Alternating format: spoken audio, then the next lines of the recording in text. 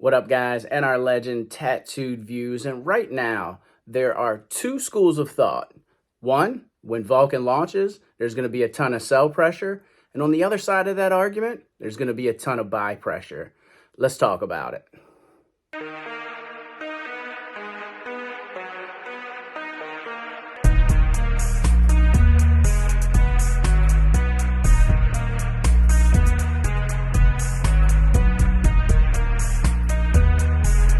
All right, guys, and our legend here, tattooed views. And like we talked about in the introduction, there's a lot of people in the community. There's a lot of sentiment that there may be a lot of sell pressure when the blockchain launches. Now, on the other side, there are a ton of people in the community that think there's going to be a bunch of buy pressure. There's not going to be a dip, that everything's going to be lovely when the blockchain launches. So we're going to get into that. We're going to talk about that. And then we're also going to talk about a way that we can remedy that.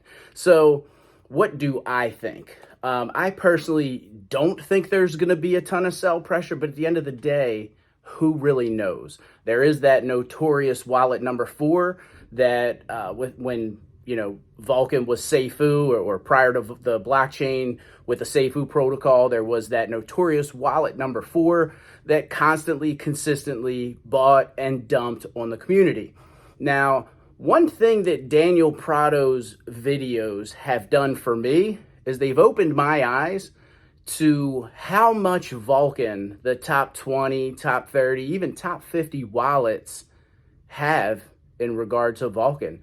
They've got a ton. Now, are they all going to sell when the blockchain launches? Obviously not. They're all not going to. But could some of those top holders, the 1, 2, 3, 4 wallets, could they sell all of their bag? It's a possibility. I mean, is it likely? No. But let's say worst case, they do. This thing's going to tank if that happens, unfortunately. So there are some things we might be able to do to mitigate that. And that's all I'm doing here is I want to spark that conversation and talk about whether or not this is something maybe we should do. So if you guys checked out Crypto Pride's live last night, it was really good. Blockchain Poodles came out and he was basically coming out saying, hey, look, I'm in profit already, just like everybody else that's in Vulcan that sacrificed, and I'm selling my whole bag.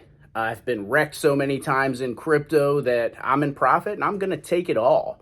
Hopefully I can buy back in at a lower price and go from there. Now, people were giving Poodles a hard time and, saying, hey, man, it's not going to happen and all this type of stuff. But I think a lot of people feel the way that Poodles does. I feel like people in the crypto space have either been rugged and or wrecked. They bought in a pre-sale or maybe they bought after the pre-sale. But, as soon as the project launches, you're expecting it to go to the moon. Then everybody that bought in pre-sale and got that, there's already in profit.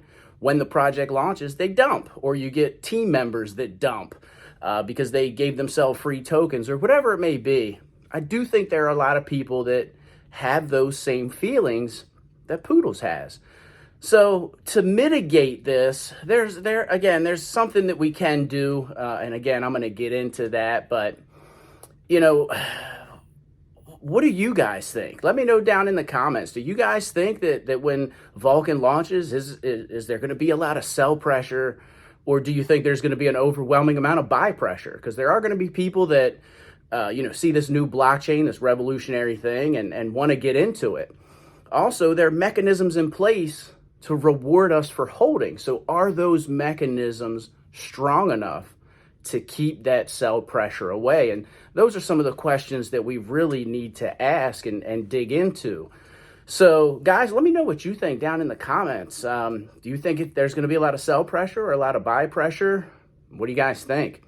So again, if you guys watched Pride's live, and if you haven't, I suggest you go back and watch, because it was a pretty heated discussion. And, Poodles, as passionate as he is, he brought up some good points.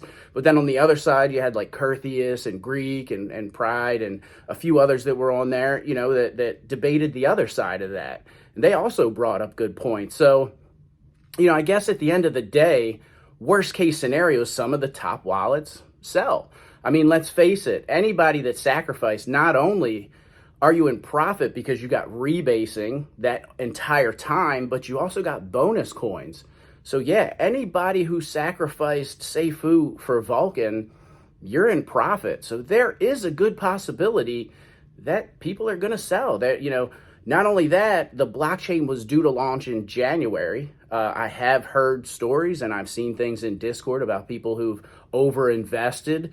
So when the blockchain launches, it's possible that since they've been waiting for their money for so long, they could sell. Now, again, I don't necessarily think that. These aren't, I'm not saying that the blockchain is going to open up and then just dump. People are going to dump, people are going to sell. I really think they're the mechanisms that the team have put in place with the flex and the power pool. I think they're strong enough to keep that sell pressure away. But one solution that I've seen other protocols, other blockchains, and other things coming out, what I've seen them do is I've seen them go to a vesting period. Now, what do I mean by a vesting period? Now, this is used in the real world for things like 401ks and things of that nature. And it's basically you get your money over a period of time. Now, I know this probably isn't what a lot of people want to hear. And again, I'm not suggesting that we do this. I just think this is a conversation that needs to be had to kind of mitigate worst case scenario, because at the end of the day, no one truly knows what's going to happen. So do you guys think maybe Vulcan should go to a vesting period where maybe you get 20% of your coins in the first month, and then each month after that you get, a certain amount of coins, a certain percentage of your bag? Or is it weekly? Or what does that look like? Or do they possibly impose a penalty if you dump a certain percentage of your bag? I don't even know if that's possible, but again, what does that look like if we go that route? So again, I'm not saying that we should do this or that we need to do this. I'm just saying I think it's a conversation that may need to be had, since there is that debate and there are those feelings in the community.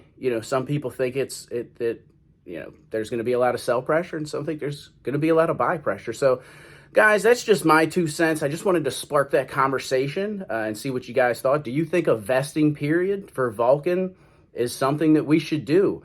Should they, divvy out a certain amount over a certain period of time? Or what do you guys think? Should there be a penalty, to deter people from dumping their bags? I hate to think it's even possible, but just take a gander, just take a look at those top 10 wallets and the amount of Vulcan that they hold, or even the top 20.